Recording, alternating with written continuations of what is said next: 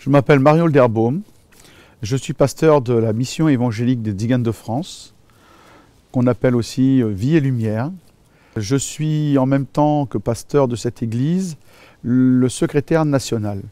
Et je suis aussi membre du conseil de la Fédération protestante de France. Notre mode de vie évangélique est quelque chose de très important pour nous.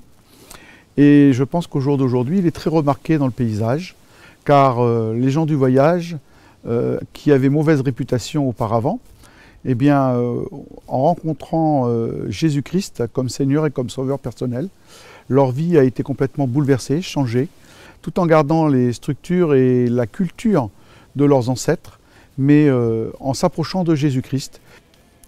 Dans les églises Vie et Lumière, au jour d'aujourd'hui, il y a une très belle diversité. Il n'y a pas que des gens du voyage. Il y a une belle diversité avec des gens qui viennent d'Afrique. Il y a des mondes qui sont d'origine français sédentaire et qui ont différents points. Et puis nous avons des gens qui viennent d'outre-mer. Et tout le monde est un merveilleux bouquet de fleurs, tous ensemble, dans cette même église, pour la diversité. Que signifie d'être évangélique aujourd'hui pour ma part personnelle?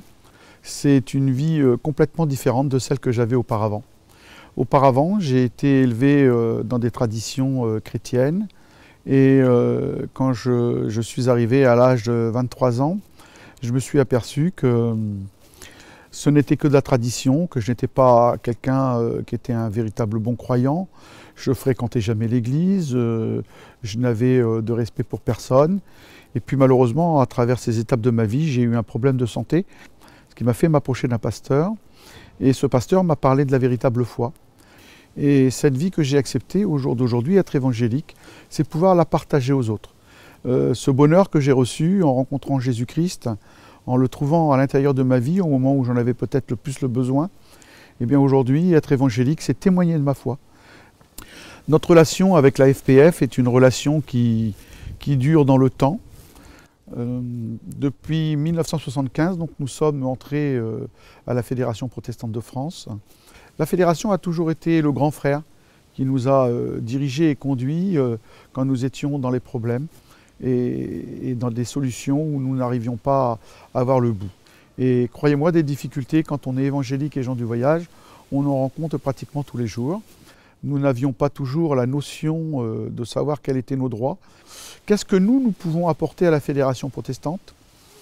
Je pense que ce que nous apportons, c'est notre diversité, justement.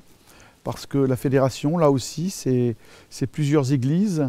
Et puis, il y en a une qui s'appelle la mission évangélique des Tziganes de France, qui arrive à la fédération avec ses différences, mais la même foi, en fin de compte.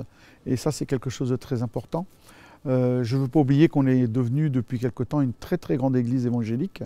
Donc, c'est peut-être aussi un apport très important pour la Fédération protestante de France.